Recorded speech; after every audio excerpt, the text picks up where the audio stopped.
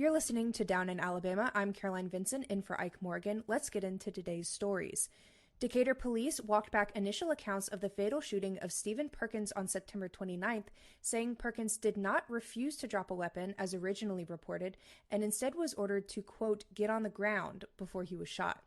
Police Chief Todd Pinion released the revised narrative of the police encounter with Perkins on Thursday, correcting the original public statement by police.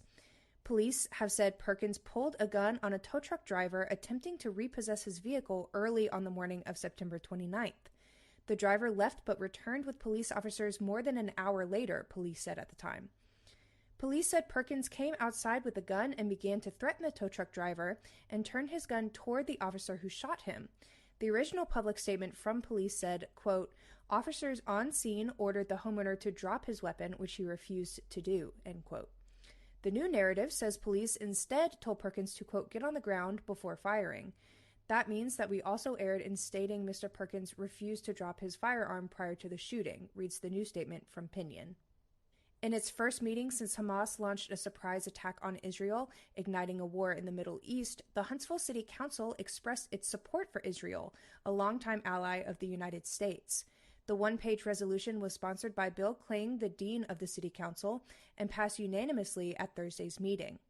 The resolution proclaims that Mayor Tommy Battle and the City Council, quote, express great concern and support Israel in its efforts to defend itself. We stand unified to offer our sincerest thoughts and prayers during this difficult time, end quote. The relevance of the resolution is to offer support for Huntsville's Jewish community. And State Representative John Rogers and his longtime assistant share both federal corruption charges and a Shelby County home, according to information provided at their arraignments Thursday in federal court. The longtime Birmingham Democrat and his assistant, Barry Johnson Kindle, yesterday appeared in court to hear charges against them stemming from an alleged kickback scheme involving public money. Both pleaded not guilty before Magistrate Judge Stacey G. Cornelius at the Hugo L. Black Federal Courthouse in Birmingham. Rogers, 82, is charged with one count of obstruction of justice and one of obstruction of justice by bribery, according to the indictment in late September. The indictment says Rogers attempted to bribe an unnamed person to lie to federal investigators about a kickback scheme in exchange for receiving public funding for the person's unnamed nonprofit organization.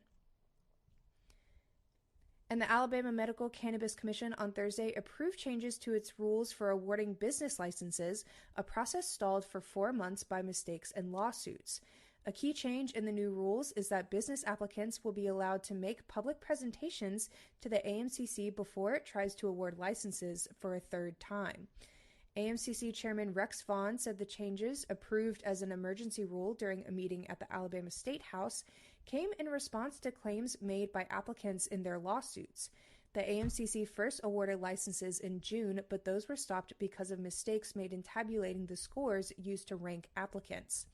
The AMCC fixed the scores and awarded licenses again in August, but lawsuits alleging violations of the open meetings law and other problems again stopped the AMCC from issuing licenses.